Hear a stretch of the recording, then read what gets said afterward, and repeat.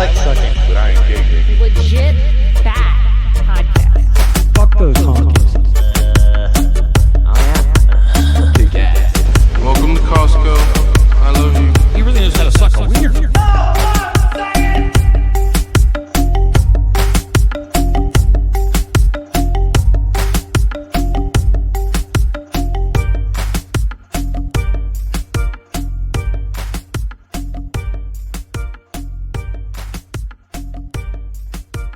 All right, let's start this. Let me burp real quick. All right. Excuse you. Well, welcome back to Legit Bat. I'm Joe, if it's your first time listening, and Jen is with me today. Yay. Ben is not here again, even though he said he was going to be. But in his place, we somehow talked Drew from You're Missen the Point to come on the show tonight. So welcome, Drew. Good to see you again, Thanks buddy. for having me, guys. As soon as I found out you were having Paul on, I had to, because I must admit, just a little bit of a fan of his work. Oh, good for you, Drew. Very nice, very nice. What an erudite man. Oh, yes. Very, a real intellectual, Drew is, despite his ginger appearance. You don't blame him for that. I would like to consider myself more of a Renaissance man. I dabble in a little bit of everything. Yes. So, Drew, you're that red, that ginger, where's that from? Is that Viking heritage or Celtic heritage? Or a bit of both? A mix of both. My mother's Scottish and my father's family is originally from Denmark. Superb. Well, I'm a bit of both as well, with Welsh and Danish mixed in there. I think we're all about the same But I don't level have of the white. hair. Don't have the hair to prove it. Oh, I'm just holding on to mine as long as I can, Paul, so don't worry. I think we all end up getting the receding hairline, the double cowlicks. Good for you. Well, make the most of it as long as you have it. He actually put a fresh bit of glue on it before the show just to make sure it stayed on there. But we are joined tonight by Paul Wallis, an acclaimed author, and if you've never heard of him before, he's written the Eden series, and so unfortunately I've only listened to the first one because I don't have time to read most of the time, and your first book's the only one that's on audiobook. You got to get the other ones out on audiobook too, please, from me, so I can listen to them. Well. But this is your first time on, Paul, and if anybody's never heard of you, or you want to give a quick synopsis of your work and how you came to what you do, go for it. Sure. Well, these days I'm known as the paleo contact guy, and paleo contact is the theory that our ancestors had contact with other civilizations in the deep past, meaning ET civilizations. This is a fairly out there topic, and it surprises people to know my route into it because my background is in church-based ministry. I was in church-based ministry for 33 years, working as a theological educator, training pastors in hermeneutics, which is the principles of interpretation of texts and the history of Christian thought. And I worked as a church doctor and an archdeacon for the Anglican Church in Australia, which is one down from a bishop. And it was really, there were two roles really that meant I was going to go down some rabbit holes at some point. And one was the church doctoring work, because that includes going to communities that are afflicted by problems, some of which may be pastoral, some may be political, some may be governance. But often there is a paranormal layer to the story as well. And anyone involved in going into community healing in the church world from time to time is going to find they're going to have to engage with that. And that's very stretching to a Western person's worldview. And you have to start opening boxes for categories of reality that you just might not have thought about before. So your worldview begins to get tampered with in that kind of work. But the thing that really got me into paleo contact in the end was my work training pastors in hermeneutics. And it was applying all the tools of source analysis, form analysis, linguistic analysis that confronted me with this layer of story in the Bible that is so obviously there that a child will pick up on it. Even reading through a child's Bible, there'll be things not making sense. And when I approach those as hermeneutics questions and as language questions, I realized there's a whole layer of story in the Bible that has not been preached on, has been disregarded, has not been correctly translated, and these are stories of ancient contact. So that was the white rabbit that got me on the journey that produced Escaping from Eden and then all the sequels. Yeah, I love it, and I love how you said the general, Christian traditional modern philosophy does not like to look at these things because they want to cling to the things they know, or the things they think they know, and not look into anything else. And the way that you brought up right at the top of the book, the first book, how just the definition of Elohim in the Bible and how it's used and kind of, misused, I guess you'd say, but if it's translated correctly, and I know I was listening to your show with Truth Seeker. You just did it a couple weeks ago. I was listening to that one, and he brought up the exact same question I was going to, where traditional Christians are going to say, "Oh, it's plural because it's the Father, Son, and Holy Ghost," even though the Son shouldn't have existed then, but since he's also God, he's existed forever or whatever. So I know you've heard that one before, but just Yes. so if people aren't aware, Yeah. most of the God references in Genesis are Elohim, which is plural, and it means what the shining ones or the The powerful ones. powerful ones. Yes. So it's the oldest word in the Hebrew scriptures that gets translated as God, but the root meaning is powers or powerful ones. And when you look at how the powerful ones behave in the text, it becomes very clear you're looking at a plurality of beings because they get into arguments with one another, they go to war against one another, they have conflicting agendas for Project Earth, and when they go to war, thousands of human beings are slaughtered in the crossfire. So when people say, "Oh, it's plural because it's the Father, Son, and Holy Spirit," well, there are two problems with that. Father, Son, and Holy Spirit is New Testament theology. It's not Old Testament theology. There's no Trinity in the Hebrew scriptures, and there's no prophecy of a Trinity. So don't be looking for that.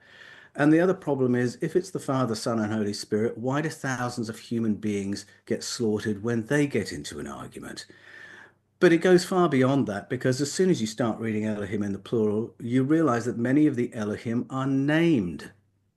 We know the names of El Shaddai, El Elyon, Yahweh, Milcom, Chemosh, Dagon, Asherah. The Elohim are named. Their arrival is commemorated in the plural as well. They are the Tseva Hashemayim, the sky fleet or airborne armies, to translate that. And then we get glimpses of them in council as well, having arguments about what should happen next. And when I went to those texts where the plurality becomes obvious, and I mean, that starts pretty early. I said these are things a child could point out. I mean, read a Bible with a child, and a child will say, "Why does it say, let us make? Let us make the humans to look like one of us, or we don't want them to be too much like one of us." Who's the us? The plurality is there from the get-go. So when I embarked on the research path for Escaping from Eden, I looked at this word that takes plural form verbs. It's a masculine plural form. It exhibits plural behaviors. And I thought, what happens to the stories if I reread them and instead of translating Elohim as God, which is arbitrary because sometimes it's God, sometimes it's false God, sometimes it's demons, sometimes it's landlords. What if I use the root meaning instead? Reread it as the stories of the powerful ones. As soon as I did that exercise, I recognized what I was looking at as the summary form of the source narratives from out of ancient Sumer, Babylonia, Arcadia, and Assyria. And it becomes quickly clear that the Elohim of the Bible are the Anunnaki of the Babylonian stories and the Tingir of the Mesopotamian stories. And it was seeing that parallel, understanding that dependence, realizing that so many of the God stories with which I was familiar were really summaries of stories of sky people from other cultures' books. That was the red pill that opened up this whole new world for me. Paul, I Yeah, think one of and the other aspects that people run into is that we have this perception as Westerners because we've taken on board the Abrahamic faiths as being Western identity at this point. And we fall for this idea that Judaism and Christianity, more so Judaism, is solely monotheistic. But when you look at the Yes. history behind the early Hebrew peoples, it was a polytheistic pantheon of gods, like you would see within the Greeks, the Romans, the Babylonians, Yes. as you mentioned, and it was a Exactly. ranking tier of different gods. And we have the name Al as listed as a name of God within older scriptures, and we have El Shaddai, we have Yahweh, as you mentioned before. And you look at these pantheons, you'll find that Yahweh is one of the lesser sun gods or gods of a higher god, a father god above that. So there's Yes. this misconception that it's purely a monotheistic religion, but if you look into the archaeology and the theology based on the older Hebrew history, it's a very different story from what the mainstream Western world has grown up with.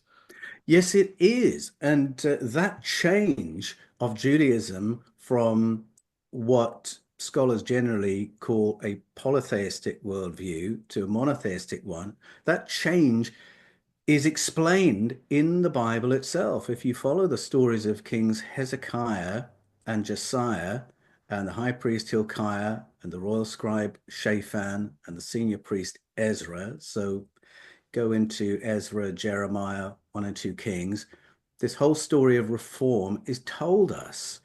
So take as an example Jeremiah. He laments the fact that the Jewish people commemorated on every high hill and under every green tree, from every fortified city to every garrison town, Asherah, not Yahweh. They commemorated Asherah with great affection, and they had various rituals of baking cornbread and carrying figurines and music that would be played, incense that would be burned. And Jeremiah tells us that this was the universal practice of the Jewish people. And they remembered Yahweh, who, as you rightly say, was one of the junior Elohim. If you look at Deuteronomy 32, Psalm 82, he's just one of the Elohim and he's a junior one. Um, Jeremiah says, isn't it awful? The way people talk about Yahweh so negatively. They didn't regard the period of direct rule under Yahweh as a golden age at all. They were saying in the 8th century BCE, thank goodness we escaped Yahweh. And that story is told, of course, in 1 Samuel 8, when they decide to get rid of him and have human leadership for human society instead. None of this makes any sense if we take Yahweh as God. How can you fire God and replace him with a human being and think you'll do better on the battlefield? 1 Samuel 8 only makes sense once you realize Yahweh is one of a pantheon.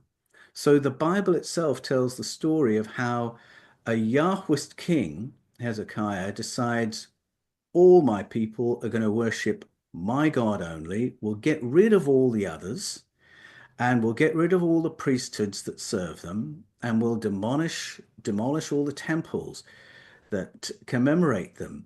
So this was all Jewish practice. These were Jewish priesthoods, Jewish temples, but we'll get rid of them. So we've got one king, one God, one high priestly family, all the tithes coming to Jerusalem instead of all throughout the country to all these other temples, one agency, Ministry of Information, so to speak, telling you what's true and what's false, what's real, what's fake news.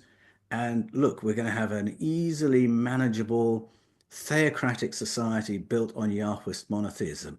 The whole thing is told us how Hezekiah embarked on these reforms, how Josiah completed them in terms of ritual reforms, and then how Ezra completed the reform of the scriptures.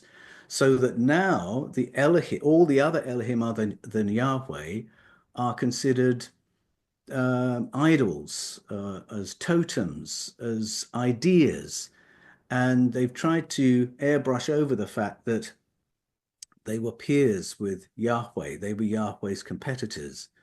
But having mapped out the story of how it was changed, how the priesthoods were gotten rid of, how the temples were destroyed, how the scriptures were revised, so on and so forth, it has memorialized forever what Judaism was before. Scholars call it polytheism. I say it's a memory of paleo contact, a memory of real entities, who are encountered by the ancestors of the Jewish people. Yeah, and that's, I mean, obviously for not even just Christians, but for anybody to hear this, I think most people are familiar with the story of the Garden of Eden and Adam and Eve, and that whole thing. And you do go into the uh, the snake in the Garden of Eden and Lucifer, Satan, devil, whatever you want to call it. How does he fit into this? Is he another one of the Elohim? Is that what that is? Yes, that's right. Is he another one of the Elohim? Again, see, this is something you read a Bible with a child and they'll immediately say, "Who's the snake? Where did he come from? How can he can talk?" He seems to come from nowhere in the Bible as we know it. But once you read Genesis 3 alongside the older narratives of the Enuma Elish, the Epic of Gilgamesh, the myth of Adapa, you will recognize this narrative as a conflict between two beings known by the Babylonians as Enki and Enlil. They represent factions among our ancient colonizers who had different ideas about how Project Humanity should be advanced. And they had arguments about how many human beings there should be, how long-lived they should be, what access they should have to food, medicine, water, and there's a conflict as to whether we should keep the human beings on the planet at all. And Enlil is the senior of these beings, and he in the end says, "I've had enough of them. I find them irritating. There are too many of them on the planet. We're going to get rid of them." And he starts off by afflicting them with disease, and then he introduces food scarcity so that it's now by the sweat of their brow that they're going to achieve any ability to feed themselves. And then, oh, this isn't killing enough of them. Let's just have a flood.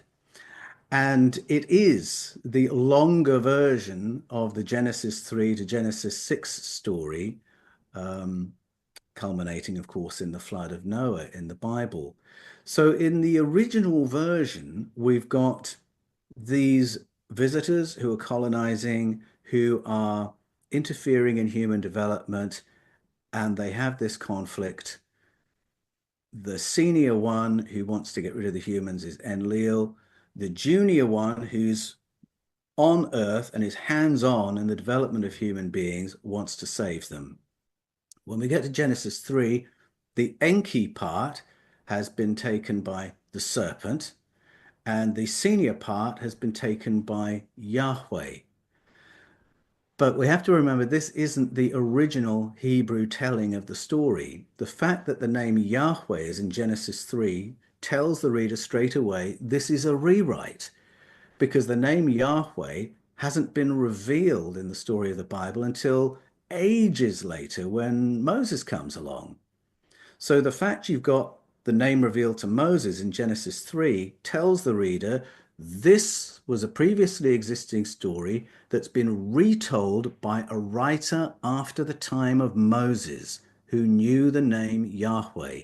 And he's retelling this story. He's putting these names in. He's putting Yahweh in. He may be putting the snake in. We can imagine originally it was an Elohim story, but we can go further back and realize, oh no, originally this was an Enlil and Enki story. And it wasn't a story about God and sin and disobedience and punishment. None of those were themes in the original. They've been layered over the top by a redactor who wants to teach about sin and righteousness and God and judgment and obedience and all the rest of it. Originally, the conflict and the bad behavior came from the non-human entities in the story, not from the humans. And once you've seen that, it's like scales falling from your eyes, really, because Genesis 3 makes no sense to the Christian reader, because God behaves so appallingly in it. God is the one who is opposed to human progress. He is the one who wants to keep humans so unintelligent they don't even know they're naked. He doesn't want them able to distinguish right from wrong.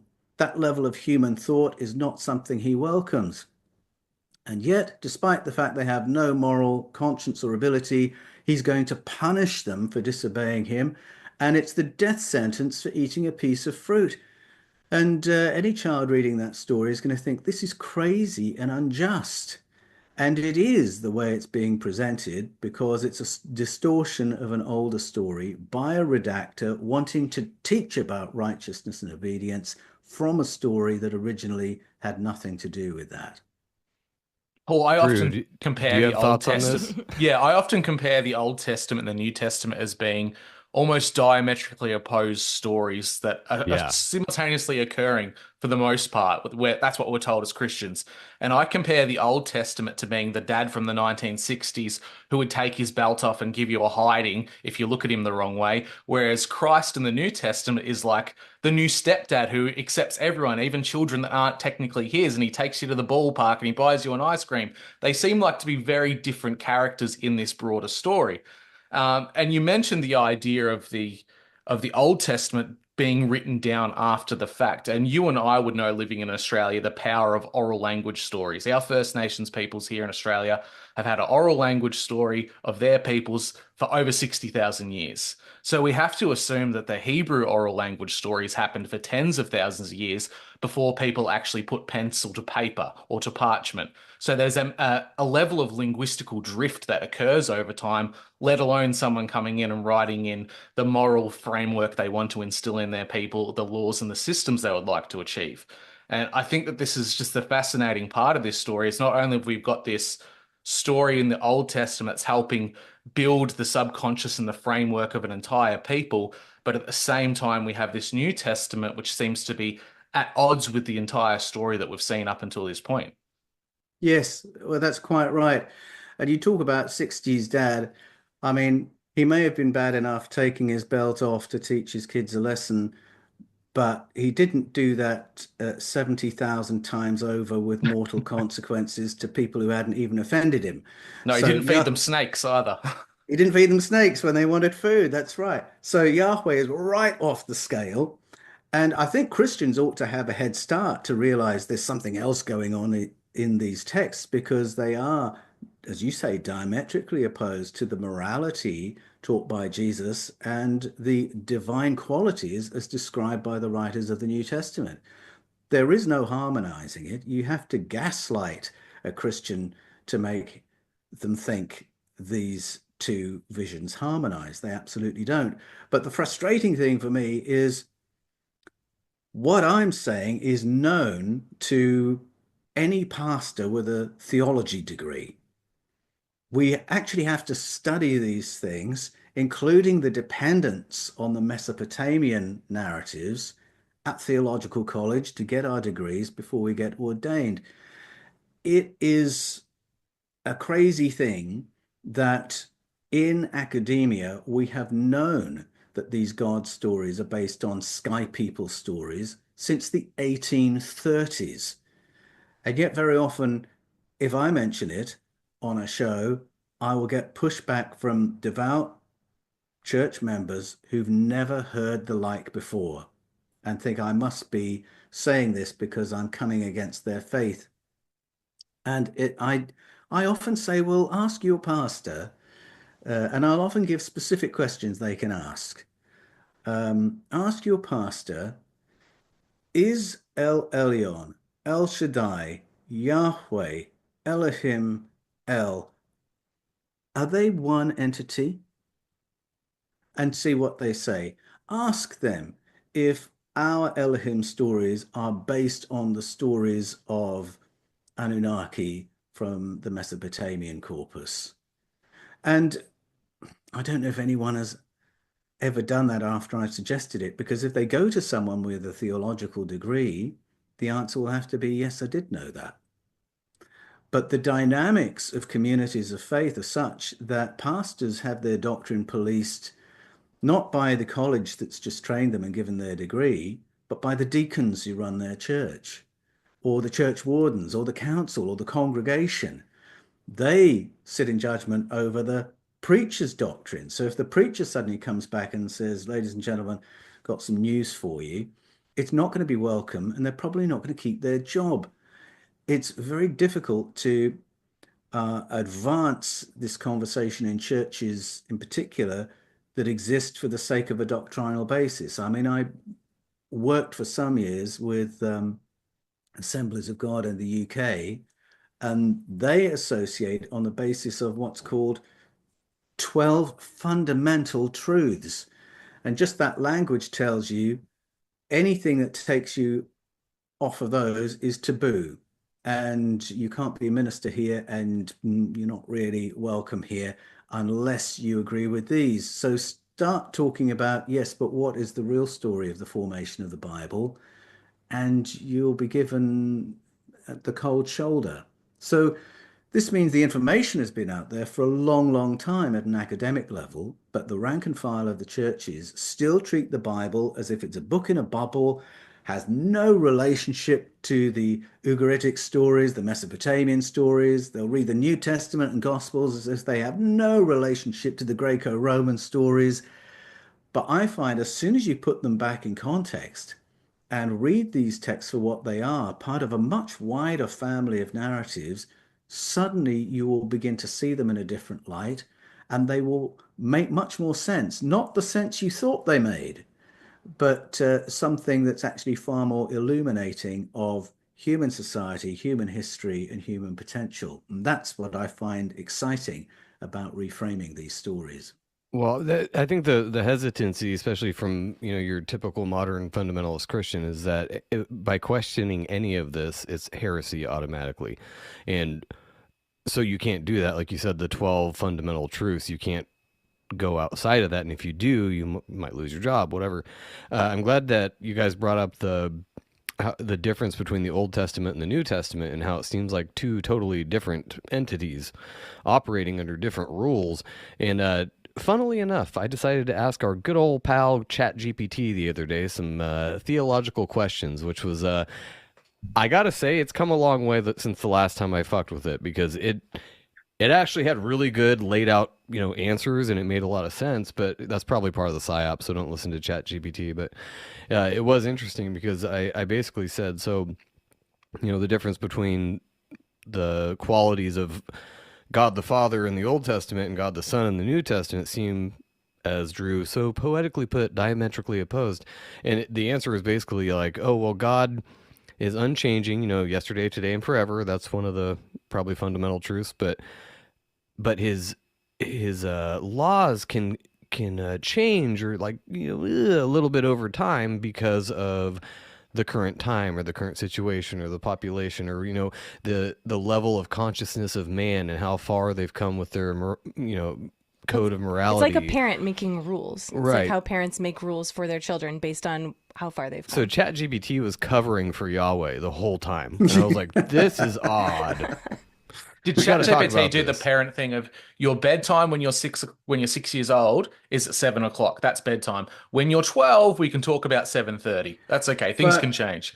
but it is not the behavior of the human beings that is an issue in the Hebrew scriptures. It is the behavior of Yahweh. Yeah. And so how does Jesus fit into this as an entity, though? Is it another one of the Elohim or the Shining Ones, or is it a totally different uh I don't know, alien, however you want to think about it? Well, the Gospels introduce Jesus to us as a person. So this is the canonical Gospels and the extra-canonical Gospels. Introduce him as a person, as a teacher, as a healer. If we're familiar with other Greco-Roman story, then we will recognize he's being presented as the hero who will ultimately be found to be divine. And after his death, will ascend and be found among the gods, and there will be signs and visions to prove that he's now among the gods. Jesus absolutely fits into that schema. But of course, we're accustomed to going back to Jesus in the Gospels and reading him through the lens of all the theology that's developed since. And so very often people will come to me and say, Paul, I like your books, but I just want to ask you some shibboleth questions to make sure I should be reading any further. Do you believe that Jesus saves us all from sin? And goodness me, there are probably about half a dozen doctrines that is really being asked about with that question. And a lot of church doctrine is built, let me put it politely, on sand. There's a doctrine that a lot I of think other you meant doctrines. shit. I'll say it for you. Shit and piss. There's a doctrine that a lot of other doctrines depend on, and it's the doctrine of hell for the non-believer, hell being eternal conscious torment. And I show in my book, The Eden Conspiracy, that that is not the doctrine of the Gospels. It's not even the doctrine of the New Testament. You cannot support that doctrine on just biblical content. And I take some time over that whole chapter in the Eden Conspiracy showing that that's the case. If you want to believe things that are supportable by the New Testament only, then you're going to have to get rid of that doctrine straight away. And the moment you get rid of hell, then it totally alters how we understand the cross, totally alters what we mean by calling Jesus a savior. It totally alters the rules for the extent to which we will accept Jesus as a human being. So it's taken me some years to think all that through and to accept Jesus as a human being who came and taught. I believe he was a teacher and a healer, and I think his story has been told by people very well versed in Greco-Roman thought, and so they're layering all kinds of tropes into the Gospels as well, so that we'll get that point and realize that he's a hero worth following. So it's, as I say, taken a bit of a while to come back to Jesus, and I find he's a better Jesus than I thought he was. Now I know that he's not endorsing Yahweh and all the violence of Yahweh, that he's not teaching hellfire in the way the churches have. I can just relax and sit at his feet and say, well, pour your teaching into me because I really think you've got something. And I would count myself a follower of Jesus, have been for 43 years. And my view of Jesus has only been enriched by this journey into the root meanings of key words. But it's a Jesus who is not tribalistic and exclusive in the way I thought he was in the past. Yeah. And I love that because I think a lot more people are actually starting to, with the new generation coming up and kind of questioning everything, especially since certain events in 2020. There has been a lot more people that have been looking at things like this differently. And so many people I know that are like, I'm a Christ follower. I love Jesus. I'm not a Christian, but by the way you think about it, I'm not this organized religious Christian church. That to me, that's the whole bullshit of it is the organized part of it, and they'll justify that by whatever verse it says, "Don't forsake the assembling of yourselves together." And it's like, at nowhere Yes. in the Bible did he say you got to get together, throw money in the tin at church every week so your pastor can get a Learjet. That was never in the deal. He said, "Don't forsake the assembling of yourselves together." That could be me and her at night being like, "Hey, do you want to meditate on some scripture?" It could be it could be any of that. It's not going to church by the thousands and dumping money in these people's pockets, which I know that's kind of hyperbolic to the general. I no offense to all the Christians out there who Well, don't do that, but Americans do yes, it very well, though, Joe. They love the big institutionalized churches with oh, they tithing love into it. the millions, they right? do. It's their And favorite. Yeah, they're proud of it. Joe, what you've described is at one end of the spectrum. But when I became a Christian, I went to a really lovely church. There was a really lovely community where people were having genuinely powerful and beautiful experiences. But I had some questions, which was we seem to be investing all our resources into putting on services from week to week. Where's that in the Gospels? And clearly, there's clear blue water between what Jesus was on about in the Gospels and what we were doing. And I could never quite get an answer to that question. Same. And similar when it came to, dare I say, more important questions like why do we why do we consider God as referred to by Jesus as being the God of the Hebrew Scriptures? when the behavior of the God of the Hebrew Scriptures is so appalling? How is it that we justify things that would be the worst crimes against humanity He works in if we mysterious if ways, we bro. yes, that's right. And you get answers like that. So for some time I was thinking, this isn't quite adding up. How can I have compassion for somebody going to hell and God doesn't? How can I think it's unjust to give an infinite punishment for a finite crime? How can I be morally more developed than God? That doesn't make any sense at all. And why do we treat a document that clearly has a human history that evolved as if it came down in a bubble and can be regarded as some kind of divine oracle? Every believer starts off with these questions, and they will either stop asking them, get too busy to remain curious, or they will be gaslighted by the church to say, oh no, it's not really a problem. But when you become a pastor, and when it becomes your responsibility to teach from the scriptures, it becomes a little bit harder to run away from these things personally. You might not have the opportunity to preach on all your thought processes, but if your job forces you to read all these stories and keep confronting yourselves with the problems of harmonizing one vision of God with another, then at some point you're going to have to start making some decisions. And it took me a long time to reach that point because of the business thing. Your job is to keep the show on the road, not to pursue your intellectual curiosity.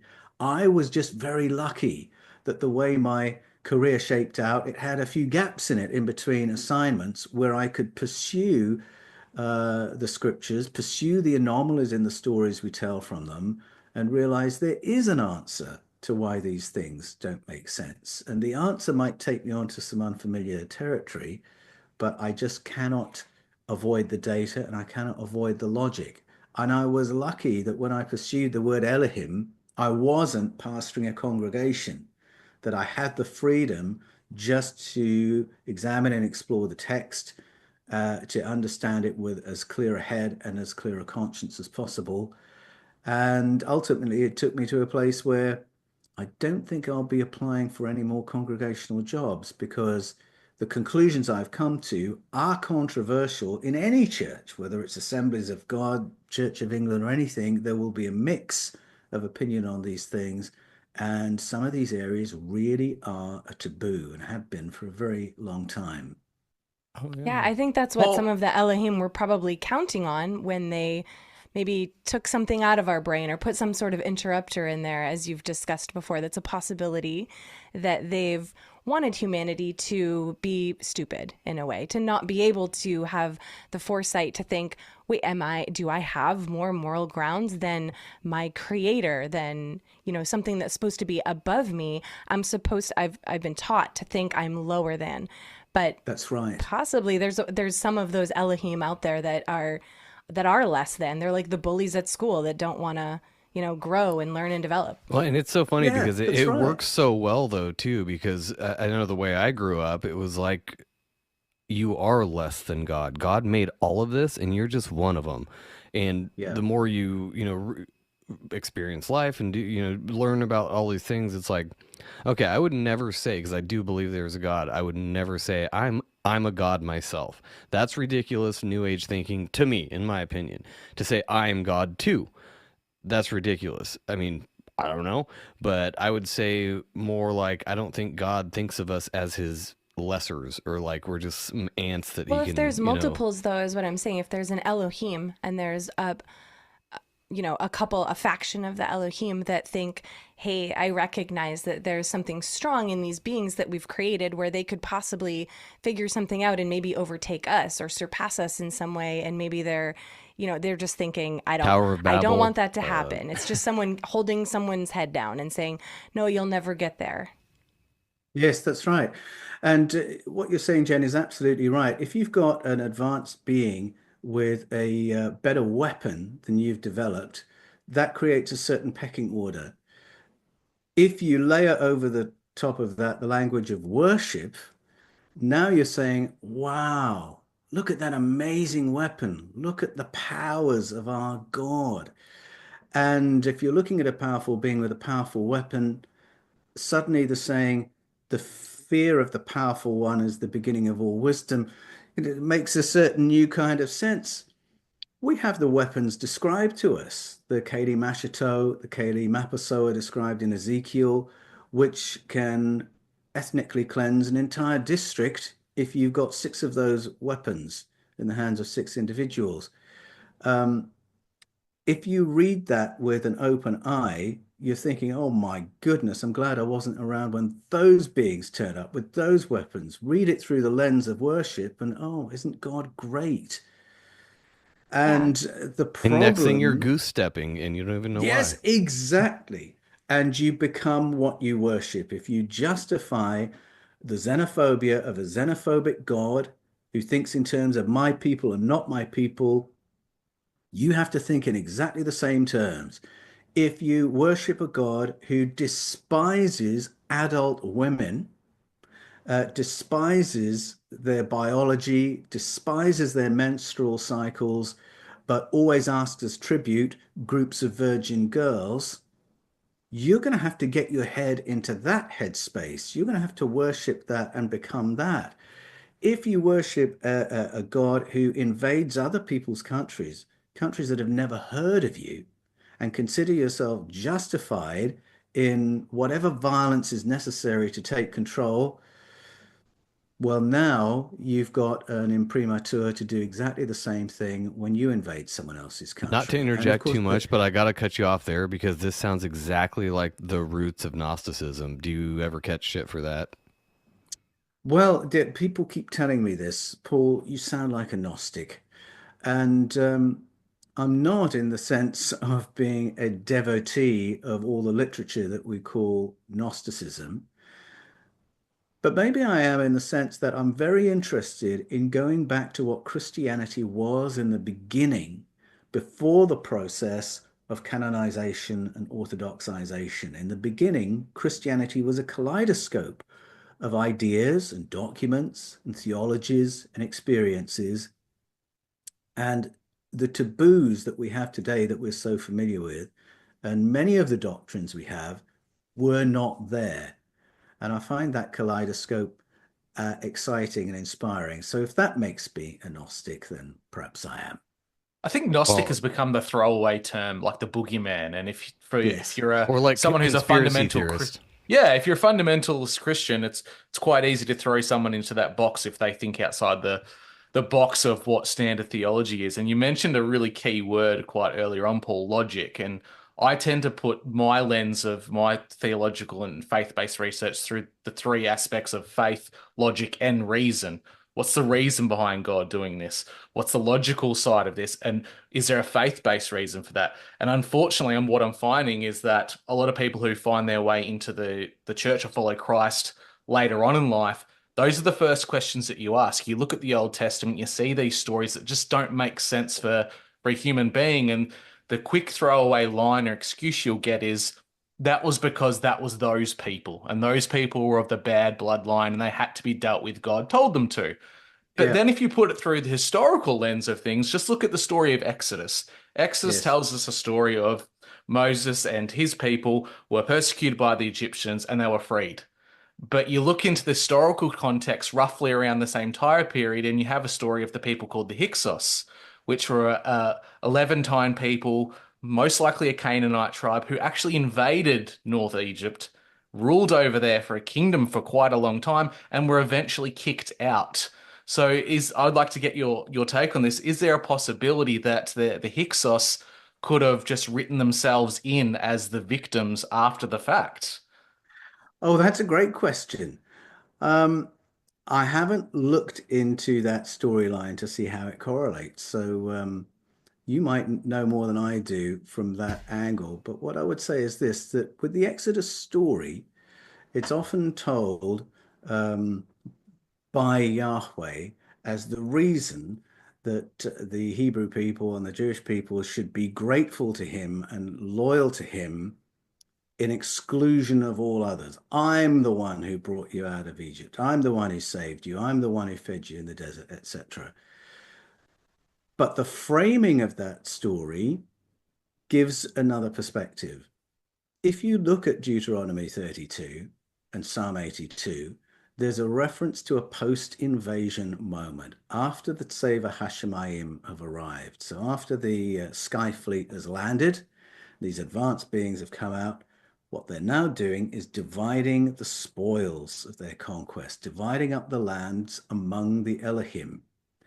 And El Elyon, which means the powerful one higher than the other powerful ones, is distributing lands. And the idea is that if you own the land, then you own the humans on the land and the resources under the land. Yahweh is shown in this moment to be a junior Elohim because he gets a people group with no land. El Elyon in Are you his talking infinite about tiny wisdom, hats? Just so we're clear, tiny hats. The how do Hebrew you mean? tribes. I think he's I'm sorry, referring to the what's the question? Hebrews. He's asking if the people he was given were the Hebrew tribes. Yes, so that's right. So at that point, it's the tribes of Israel, the people of Israel. Tiny hats. They are living in Egypt. And so Yahweh's first action is to get his people group out and then find land for them, because in his infinite wisdom, El Elyon has created this artificial scarcity, divide and conquer, even over the Elohim. And so Yahweh is going to have to go to war with other Elohim to get some land for his people group. That's the Exodus story. It's not we were suffering and then this great God came and rescued us. No, you were given to one of the Elohim as a possession to do with as he pleased, which is exactly what he did do with great violence and with no fellow feeling or father's heart at all, if you read the story to the end. So the Exodus is not what it seems as soon as you put it in its biblical context, let alone the wider historical context that you're suggesting, Drew. But ask me again in another year. We might have an interesting conversation on the point you raised. Well, I'm finding it just so interesting that Christ came along and turned the entire religion of the Hebrew people on their head. He had to tell them and reinterpret their scriptures because what they were teaching was wrong, and he came to correct the word of God. And he referred to God quite often as Abba, as the Father. And I find it quite interesting that we have this story of the Exodus that led to the tribes of Israel and the founding of Israel, Judea. And when Christ was a young boy, when he had to flee his own homeland, he grew up and learnt a lot of his education in Egypt, which just Yes. seems like a perfect place to have maybe gained this ancient knowledge of the Exodus story and the things that really occurred. And he was able to bring maybe the truth back to his people when he returned as an adult man. Yes, I think there was far more opportunity than people generally realize for someone of Jesus's generation to have had a pretty good education in terms of international thought. I mean, if you read Plato, that's 400 and a bit years before Jesus, and he's produced this wonderful synthesis of international thought, which included Eastern thought and Egyptian thought. And that thought was what the writers of the Gospels and New Testament breathed in and out without thinking by the time Jesus came along. And is it possible that Jesus knew as much about international thought as those who wrote for him? It's possible. I mean, he lived in Egypt. There's that huge chunk of his life missing. It could have been anywhere during that time. Didn't they But say he he went to certainly, India, or wasn't there some people that said he well, also went to Japan? India says he went to India, and Japan says he went to Japan. We know we can't England trust says he them. went to England. Everyone wants a piece of the story, but on what basis would you just dismiss that, since the Gospels are actually silent on where he was for those years? But it Conspicuously silent. was possible for a person to get a pretty decent education in international thought, and it crops up in the Gospels, for instance, when Jesus asks his 12, "Who do people say I am?" And one of the answers is, oh, some people think you're a reincarnation of one of the prophets. or a reincarnation of John the Baptist. Well, where did that come from? Reincarnation isn't Jewish thought, but it is part of Eastern thought. It is part of what Plato talked about, and it's part of what the early church fathers talked about. So you've got this world of very developed philosophy and theology.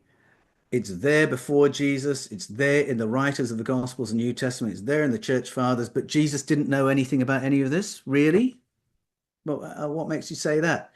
So I think we need to recontextualize Jesus, put him back into his moment, and realize what the start point was for people reading the Gospels and New Testament. When the original readers were reading Paul, they would have recognized the dozen Plato quotes in Paul and the various other Greek writers who he quotes like he knows it like the back of his hand. We won't understand the Gospels and New Testament in their original form unless we approach them through the lens of Greco-Roman thought. But our habit as evangelical believers, fundamentalist believers, is to see the Bible in a bubble, as if it bears no relationship to anything else. It is the truth, everything else is false. It is pure, everything else is a perversion. So that if you read it that way, you read the Gospels, if you then go to Egypt and find half a dozen very similar stories, well, you'll say, obviously, this is the devil creating fakes, decoy stories. And people do actually say things like that rather than saying, oh, now I see the family of stories of which the Jesus story was a part. It's Yeah, I funny. think The we devil often. has so many names too. Oh, go ahead. No, go Sorry, ahead, Joe. I Sorry. was going to jump in and say that we often mistake the time frame in which Jesus lived as well. And like you put forward, philosophical ideas had been a part of the ancient world for a very long time. And we have this weird view of the ancient world that Christ lived in as this very dark, terrible place, but it was highly sophisticated. The use of Greek in the time was like the modern day English of its day. Everyone spoke it. People spoke multiple languages. Different cultures, different nations were integrated. We had the Alexandrias operating in libraries that were free and open to people who wanted to pursue knowledge and truth.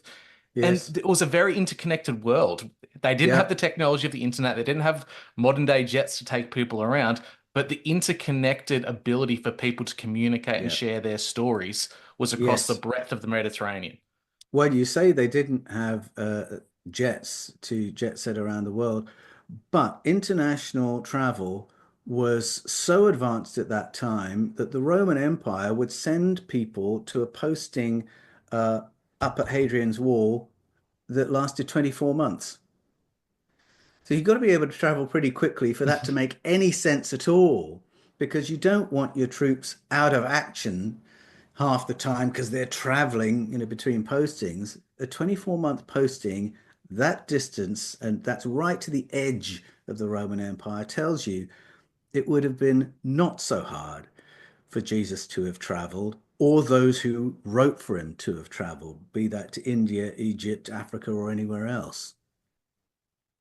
I so that brings up something I was kind of thinking of. I don't know if you cover this in your later books, but what do you think of this idea, the Christian idea that's come along the last couple of years about the little season of Satan? Have you heard about that theory at all? No.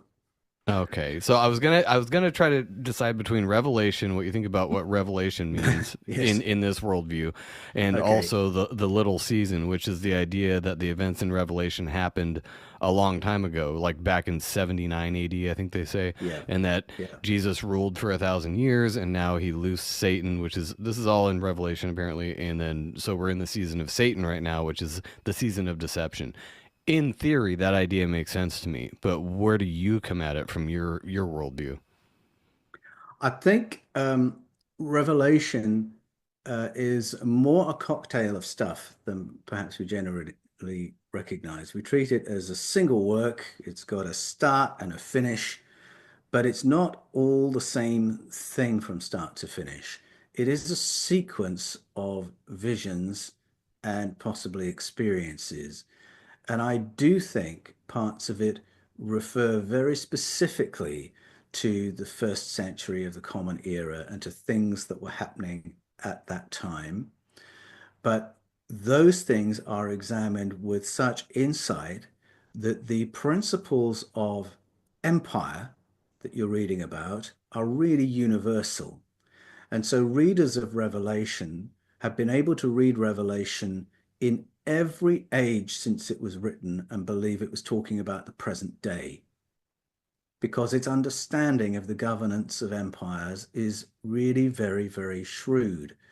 And so, there are people today who say this is definitely describing what's happening right now with the appointment of the new pope and the appointment of the new president. That's now, isn't it? The reason people have said that for 2,000 years is because of the insight and understanding of the dynamics of governance that are written into that book, but which were originally being leveled not against the United States of America or Brussels, but against the empire of the day, which was Rome.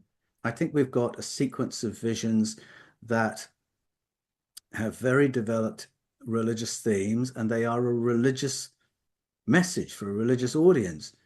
But I think we've got apocalyptic in Revelation as well, which is where the writer has seen some stuff, and he's either seen it in the real world or in a vision, and he doesn't really know what he saw and doesn't understand what he saw. So he's just going to describe it as faithfully as he can so that the reader then has to interpret He's what it was he describing an saw. acid trip, and we're left to try to figure out what happened. So there's an interesting, well, that, yes, you could see it that way. But for me, I'm interested in a moment where he describes a giant cube that comes down from the sky that can house tens of thousands of people, that has what we would call artificial lighting and all the systems that can support a massive human population before that cube has the universe fold away from it and it goes somewhere where all of a sudden there's a new sky and a new earth, meaning an unfamiliar planet and unfamiliar stars. That may be something the writer actually saw, and he might be describing what today we would call a breakaway civilization. But he doesn't use those words. And because it's all enmeshed among all the other texts, we're not quite sure if he's describing something that's going to happen on planet Earth. Can't be. It's a new Earth, isn't it? And it's called the New Jerusalem. It's called a city, but is a city cube shaped? And how do we explain the artificial lighting that's described in an era before it was invented? So I think there are all sorts of things going on in the book. And if you try and systematize it into a single thing and a single timeline, I think that's where we begin to make mistakes. When I was working for AOG, it was very important to be able to say if you're an amillennialist or a postmillennialist or a premillennialist. I can't even say the words anymore.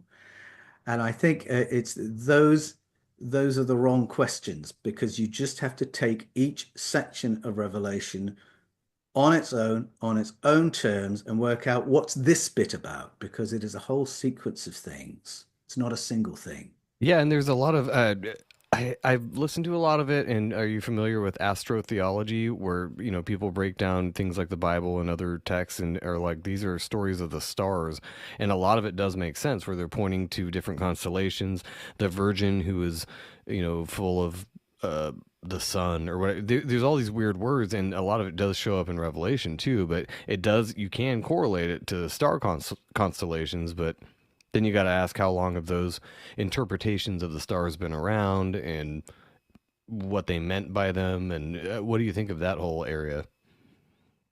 Yes, I think the fascination with the stars is really intriguing. It's not developed, in my view, in the Hebrew scriptures. Um, Suddenly it is in the book of Enoch. It certainly is in ancestral story from around the world. And different regions have a fascination with different regions of space, which I find intriguing. So there are cultures that are very fixed on the Pleiades, because they believe that's where our ancient tutors came from. Or Others fixed Orion? on, or Orion, that's right, or Sirius, or Cygnus. And I think the stories of helpers coming from those places, and then the existence of archaeological sites that would appear to be observatories orientated on those different positions in space, again suggests to me that something was experienced that made people hopeful that we might see visitors from those places once again. And last year I spent some time in Turkey looking at the ancient sites of the Bianili, the Urartian people who lived there in the Bronze Age, and they had stories of ancient helpers coming from Cygnus, and a lot of their cultural activity was oriented around encouraging the Tingir, these advanced beings, to come back. And it involved being oriented towards the right part of space.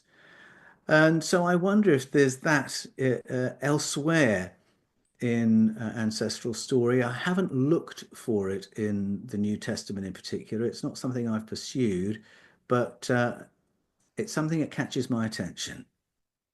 Paul, what's your position on, say, science in general? Like I mentioned before, I'm someone who takes on board science. I don't throw the baby out with the bathwater in this regard. I think science is a fantastic mechanism we use for understanding God's creation and the world we live in.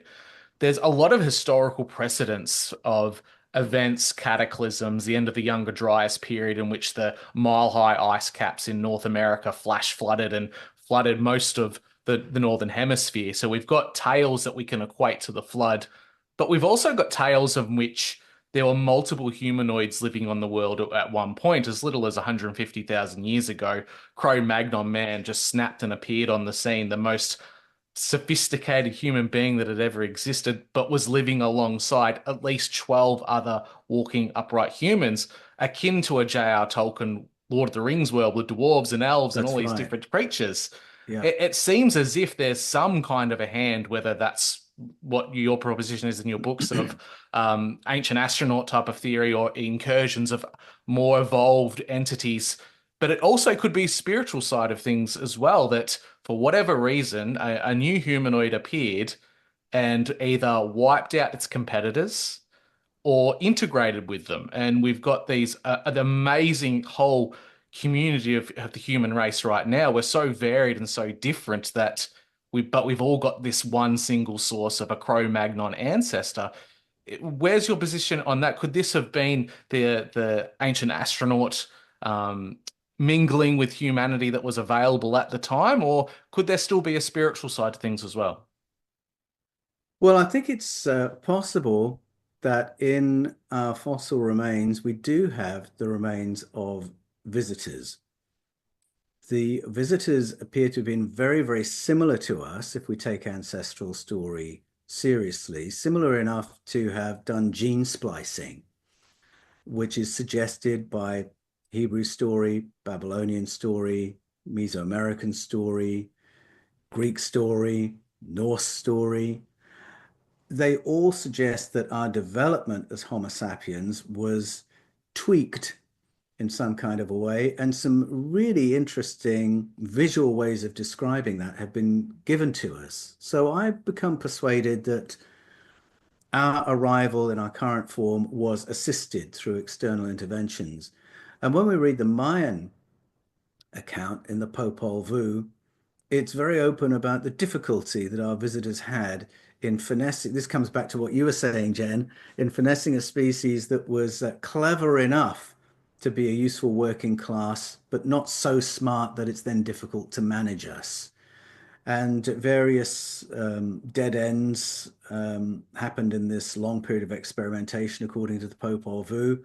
And these experiments resulted, the writer says, in us plus the ape-like creatures who live in the forest. Now, when I first read the Popol Vuh, I raised both eyebrows at that because I thought, well, that's extraordinary because that writer, long before Charles Darwin ever comes along the scene, is saying we and ape kind share a common ancestor. That's what that says. And that us plus our primate neighbors all arrived here not by random processes, but through interventions. ape-like creatures who live in the forest plus us. And then I put that back alongside what I was taught at school about human evolution, where there's this neat single line progression going from Australopithecus, gradually getting taller and straighter, paler skinned, more clean shaven, until you've got, I don't, probably when I was at school, until you've got the British. You know, this Till Darwin career. standing there But yeah, in his that's tweed right. jacket. And we have learned so much about human origins since that time that describes, just as you say, it was a nice way to put it, Drew, a Tolkien-esque world where you've got giants, hairy people, short people, you've got the dragon people of China, you've got Homo floresiensis from Indonesia, who is like a little hobbit with big feet. You've got what is it? I never say his name right. The giant one, Gigantopithecus, us, Denisovans, Neanderthals, all living together, interbreeding. There was a spectrum of hominids and hominins on the planet, which it would make perfect sense that we would have ancestral stories of what would we call them? Hobbits, little people, hairy people, giants, because that is our ancestral memory of what it was like living here. And I do believe there's a story in the Bible from a very, very early time in the human experience where we, Homo sapiens sapiens, were trying to work out how to live in this plural world and have the upper hand. Because we have the story of two different kinds of human. A smooth-skinned one who's very wily, and one that's covered in hair who is much stronger but not as bright. So That's this that's the is Yeti to you guys, right? Or no, is it Yowie? this is Yowie. Jacob and Esau. Yeah, that's right. This is Jacob and Esau in the Bible. And the way it works out is that the smooth-skinned one learns to manipulate the hairy one through offerings of food. Well, that's how you tame animals. That's not a brother to brother relationship, which is the context of the story in the present. That is smooth-skinned humans working out how we are going to survive in a world where some of the other hominids are stronger than us. They might not be as smart, but they're stronger. We can manipulate them with food. We can make peace treaties with them in that way. That's a really intriguing story. It's one of That's not those much different anomalous than horses. I stories. mean, Yes, exactly. It's how yeah. you Well, tame and horses, Paul, it all aligns kinds of perfectly animals. with the idea of these Elohim being gifted their own kingdoms, for a lack of a better word. They're given territory and they're given control over the people in those areas. If there was a large selection of different upright walking hominids in different parts of the world, naturally the person who gets control of, say, Europe, they would notice that there's Neanderthal in the area, so they'll start splicing with the Neanderthals. The person that has Asia Minor in Asia would notice that there's Denisovans in that area. They'll start splicing that certain human. Every single modern day human race has is a development of ancient human admixtures. We all Yes, have one common ancestor, but the people that you partnered up with are slightly different groups. So it yes, that's almost right. allows for the racial groups within this world as well as the different areas across the planet. Well, The it the seems Elohim were taking advantage of the founding stock of whatever area they had available to them. it Yes, seems that's right. kind of disheartening that after however many years you believe of, this splicing or this genetic experiment that we call Earth has been going on, we've somehow in 2025 settled on Homo retardus. Literally both of those. Well, this let's not get too down on ourselves because according to our ancestors, our intelligence level is very deliberately suppressed by those who govern us. If those who govern us are anything like those who governed us in the past. And so you've got a really interesting story that comes from Nigeria of a Basi and a Tai. And these are two advanced non-human beings who turn up and they foster the beginnings of humanity. They're the ones who create a new kind of human and reach the point where they can be made fertile and they can start producing their own population. Once they've got them to that level, Abbasi and Attai go on a holiday. They, by the way, live on an island in the sky, which I love that motif because Plato talks about beings who live on islands in the sky as well. And it's if you picture that, now you're picturing what the Vedas described as flying cities, so on and so forth. Well, so they go off on their island in the sky for a holiday. They come back. The humans have multiplied, become a civilization.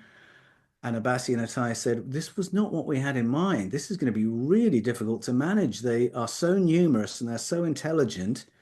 We cannot just dominate this environment anymore. How are we going to keep the upper hand? And it's the female, Attai, who goes away and comes up with a solution. If we release devices into the environment that will diminish their physical health, so they're always a bit sick, they've always got something to worry about, and diminishes their mental health. So there's always this anxiety that they're wrestling with. Now we can manage them. It's similar to the Popol Vuh story where the feathered serpents realize the human beings are too smart. We've got too good an ability to anticipate. Our future viewing is too good. Our fast sight is too good. Our telepathic connection is too good.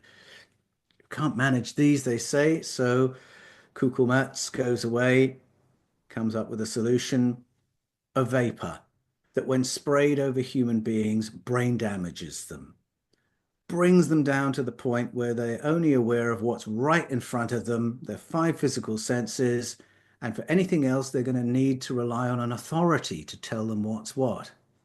We can work with that. Both those stories say that human beings are fundamentally super intelligent, capable of more than we generally realize, but that things have been put into the environment to damage our health and to damage our mental health, to ensure that we're kept at a lower level, manageable.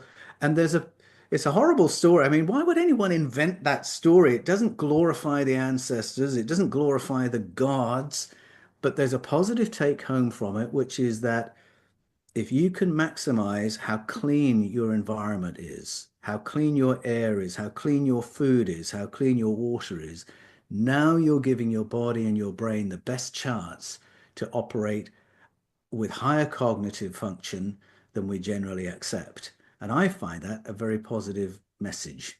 And Well, it's it's backed Hey, up by go ahead. anthropology totally as well.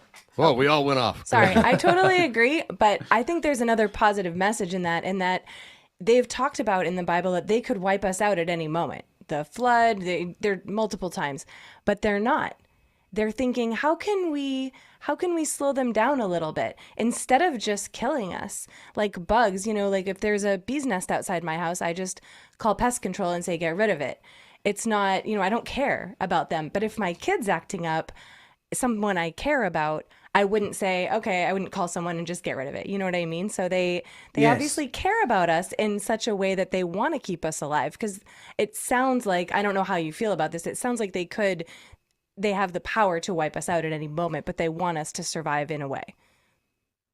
Yes, I think you're right, Jen. And among the stories of the Sky Council, or the Ba'adat El, as it's called in the Hebrew scriptures, is a suggestion that the destructive power of more exploitative visitors is held at bay by others in high places who think more highly of us. So that is part of long-standing ancestral story.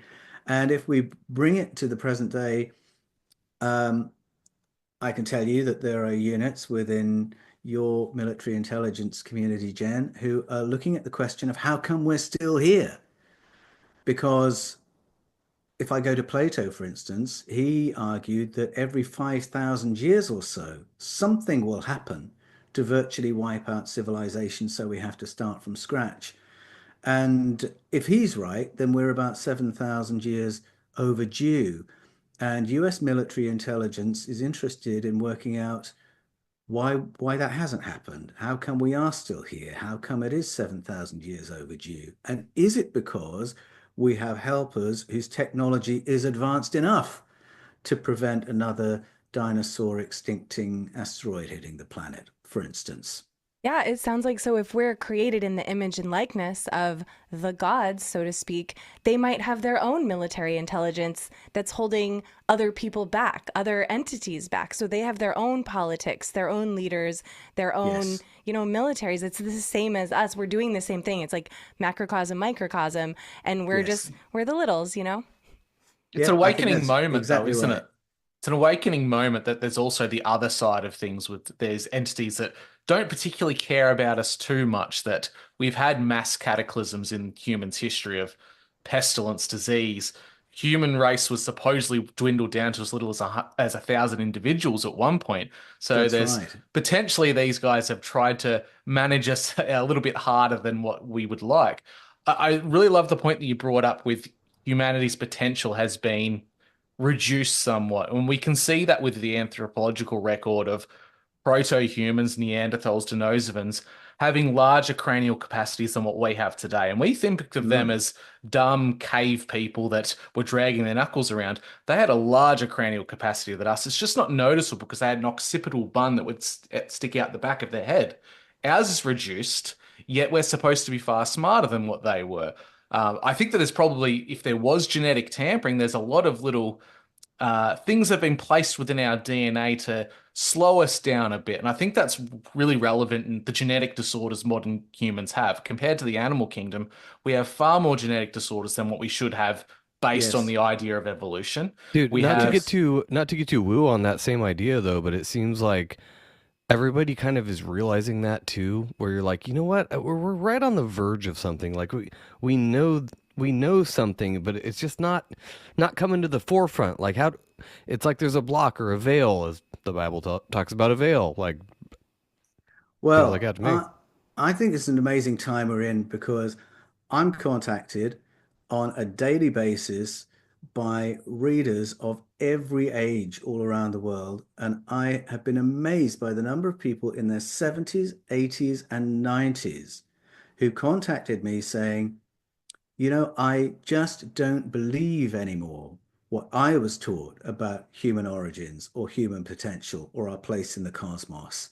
And I have an appetite on me to find out what's really going on, who we really are, what we're really capable of, what company we're really keeping in this universe.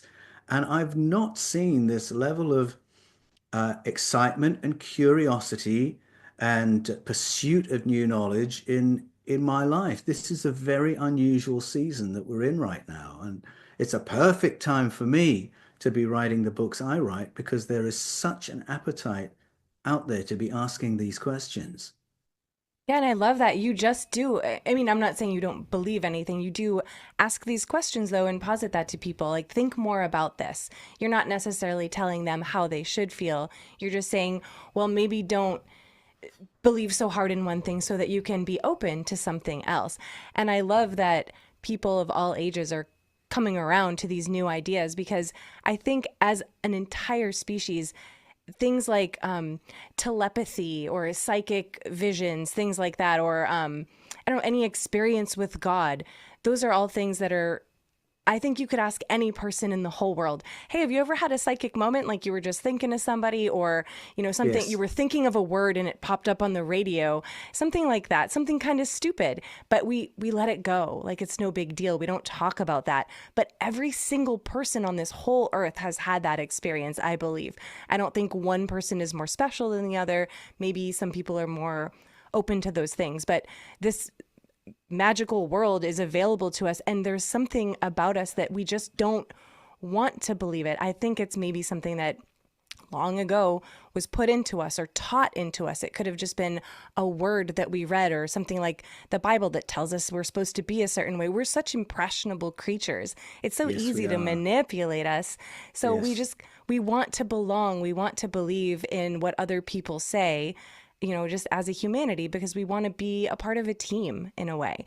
So, but all of these things, because one person doesn't believe, it's kind of like being at school in the cliques, someone says something like, oh, that's not cool. So you're just like, oh, this thing I thought was really cool. Like this weird telepathy experience I had isn't cool because, my whole church doesn't believe it or whatever. That's just a random example. But I think if we talked more about these things, we'd all just consciously open up so much more and grow.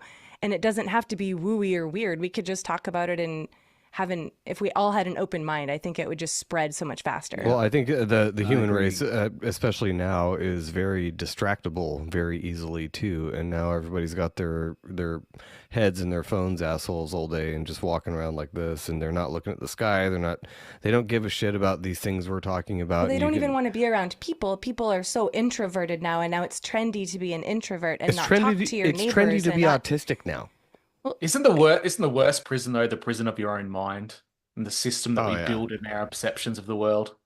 I mean, Definitely. yeah, we all need to connect. I think if we can get people out of their post-lockdown poor social habits and put them in a group to have a drink together or a meal together and ask the question, have you ever experienced anything that you couldn't explain? I don't think there would be a family group or a friendship group anywhere that would be absent of a story.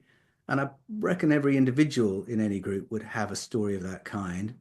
And if we would create those opportunities and have those conversations, listen to each other's stories of the unexplained, I don't think it would take too long before you'd begin to think, we might have more company than we generally get taught.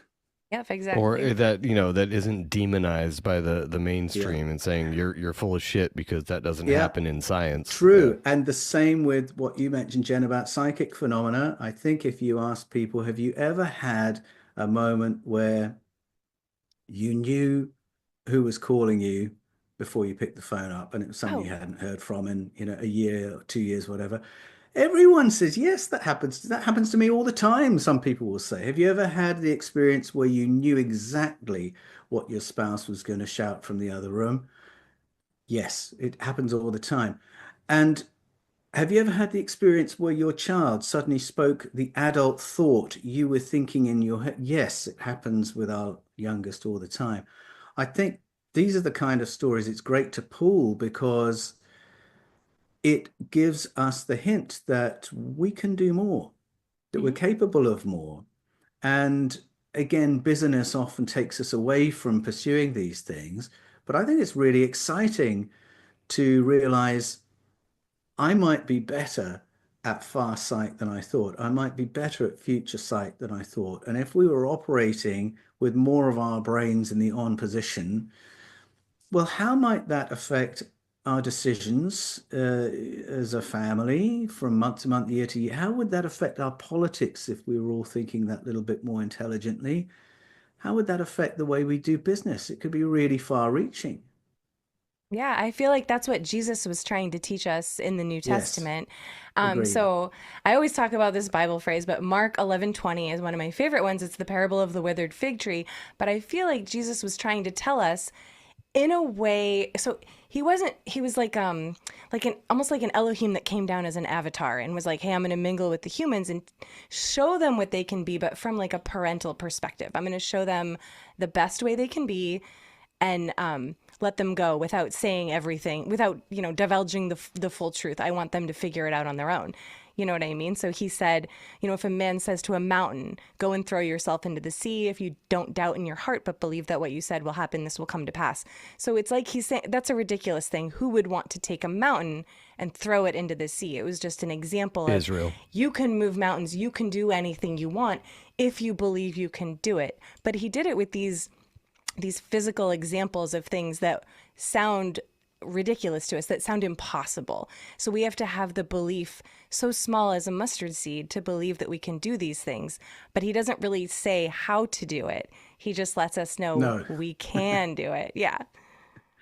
Yeah. Well, this has been awesome, dude. I really appreciate you taking time. I'm glad we could figure out our schedule differences, and also glad that Drew could join. Good to see you, buddy. Yeah, thank you so much. Before we get out of here, do either of you, we'll go in line, ladies first, have any other questions or comments you want to give to Paul before we get out of here? Nope. I just asked said my final piece, but I appreciate it very much. Thank you so much. Drew. Thanks for having me on, guys. It's absolutely an absolute pleasure to actually get to speak to Paul after reading his books. I'm going to have to do the selfish thing, Paul. I'm going to have to send you an invite to come on my podcast for the future as well while I've got you on screen. Let's do that. Perfect. You might be able to do it in person. I mean, how far are you There we from go. each other? So Yeah. where are you, Drew? I'm in Victoria. Oh, okay. Cold Victoria. Yeah. Actually, Oh. I lived very happily in Victoria for 3 years in Healesville, and we Oh, right. There you go. absolutely loved it there. But now I live in the subtropics, and when I think of Victoria, I'm afraid I only remember the cold weather. Yeah. Poms don't come to Australia to live in Victoria. They go to Queensland. Exactly. Yeah. But I might make the trip for you, Drew. You never know. Fantastic. That would be awesome. My last little thing before we get out of here, where do you think that brings us in the cycle of the universe, or whatever you want to call this? I know we kind of touched on Revelation and Genesis, so is this a cyclical thing? Like, what are you seeing for the next 5 to 10 years? I usually ask guests this from their perspective, of course. Oh gosh, I think there's so much on the table right now for human beings living on planet Earth. Uh, Geopolitics has become extremely interesting, and the opportunity is there for whole nations to think very intentionally about what kind of future they want to build. So, I mean, it's frightening, it's disturbing in parts, but it's also exciting, this opportunity to be more deliberate about what kind of society we want to build. But I think the foment is happening not just at the human level. I think the reason there's been an acceleration of disclosure, if I can put it that way, if you look at what's been happening between US Congress and the Pentagon surrounding disclosures about the legacy program there. If you look at what's been spoken publicly by people like Hayam Ashed, former chief of space security for Israel, it suggests to me that the watertight policy of non-disclosure and covert presence of our visitors is leaking like a sieve. And I think the disagreements as to what should happen in the years to come are, I think nothing's set in stone. So I think what we're seeing in geopolitics is probably mirroring at that layer as well. But it coincides, as I say, with this period where I think people are very curious. People are not accepting of meta-narratives they may have accepted for centuries. And I think that at an individual level, and this is in part flowing out of our experience of lockdowns, having the opportunity to pursue our curiosity on Google and YouTube, and thankfully in book reading as well. I think there's a lot of fresh imagining of the world and fresh decision making. I mean, I'm part, for instance, of a massive migration in Australia from, nothing personal, Drew, but from Victoria and from New South Wales into Queensland, because so many Australians have made decisions to do with how they've been governed, but also how much land they want to own, how self-sufficient they might want to be, what kind of climatic environment they want to live in. On an American scale, we had a 2 year period. If it was on an American scale, it would be something like 150,000 people migrating a month into half a dozen states from all the others. And that's what's happened to Queensland, because people are getting more intentional and making fresh decisions about how they live their lives. So all that is in the mix right now. It's a great time to be following your curiosity. It's a great time to be deciding what kind of life do I want to live? What kind of society do I want to contribute to? And so I think that intentionality is probably the point I'd finish with, to be deliberate about what you're going to do with your mental energy, what emotion you want to live your life in today, what energy you want to put out into the world today, how you want people to feel after their interactions with you today. I think if more and more of us can be intentional in that way, we put ourselves in a climate where we're capable of thinking new thoughts and making fresh decisions and charting better courses. Love it. What a great way to wrap it up. Thank you again, Drew. I will put your, links and everything in the show notes. And of course, Paul, I'll put yours also in the show notes. You can find him at paulanthonywallace.com. You can get his books there or on Amazon, and also thefifthkind.com. Did I get that right? Fifthkind.tv. Oh, .tv. I always screw those up. Thanks again, you guys. We appreciate it so much, and we will talk to you all next time we do this. Have a great night. Thank you for listening to Legit Bad. Please address all content grievances to gofuckyourself@yourmom.com. See you next week.